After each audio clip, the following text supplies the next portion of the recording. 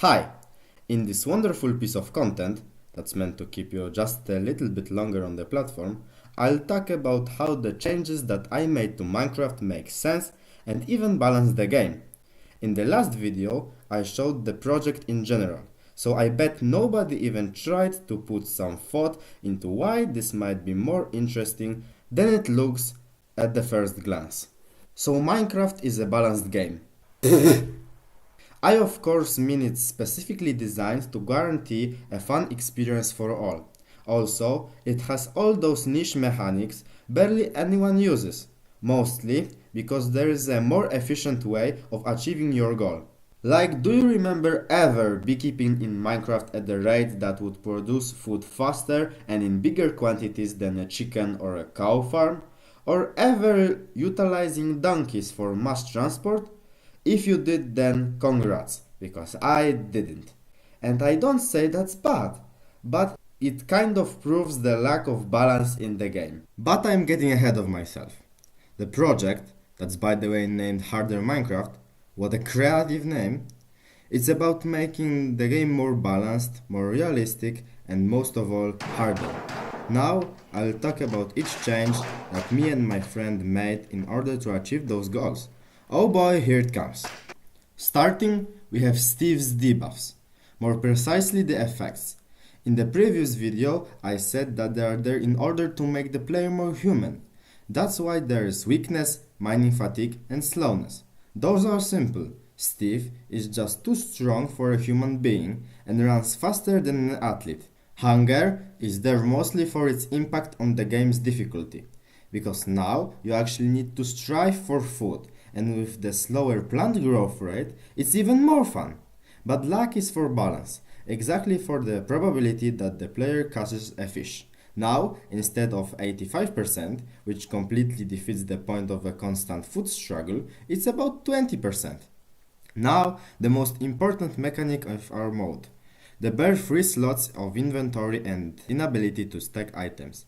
This is purely for the realism, because, like really, there is no way you would lift 64 logs of oak wood and sprint at the same time.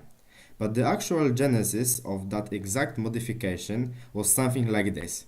Hey, we need to limit Steve's power a little bit. I have 2 ideas. First, there are only 2 slots, cause 2 hands, you get it? And second, stuff can only stack to 1. What do you think?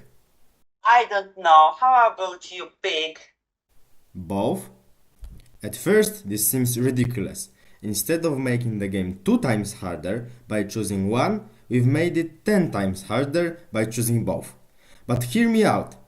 The server motto is work, exactly organic work. And many hours spent playing like this definitely promoted hard work and cooperation. You might now think, This makes no sense. What if I want to move sticks or flowers? Do I have to move 3 at a time?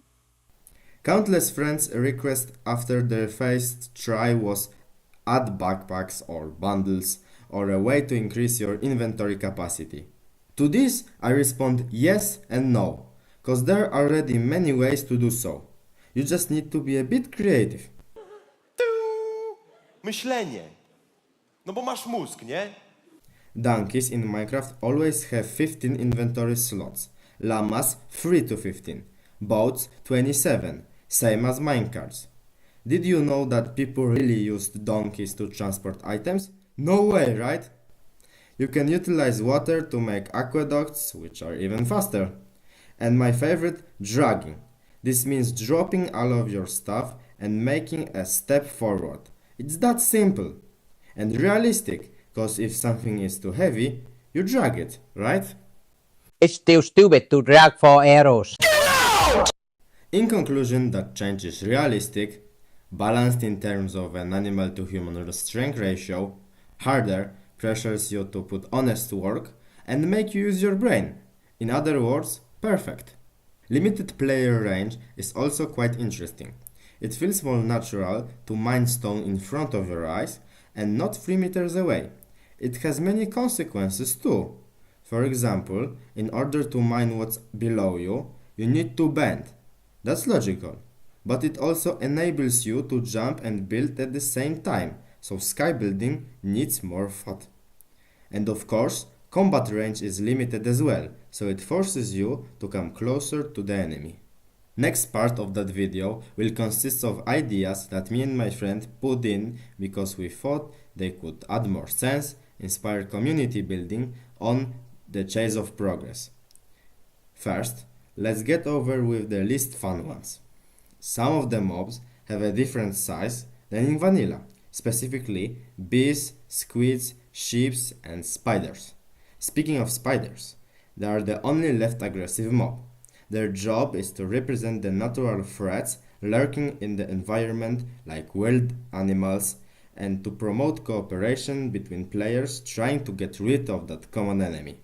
Buffed swords should balance combat in the background of lower durability, but it might need a bit more testing. Rest ideas are just there for the difficulty, such as infinite burning, longer day-night cycle, slower plant growth rate, the inability to sleep, or that it's getting darker the deeper you are in a cave. That's an interesting one. It basically extends the progress and prevents people from getting best gear early on.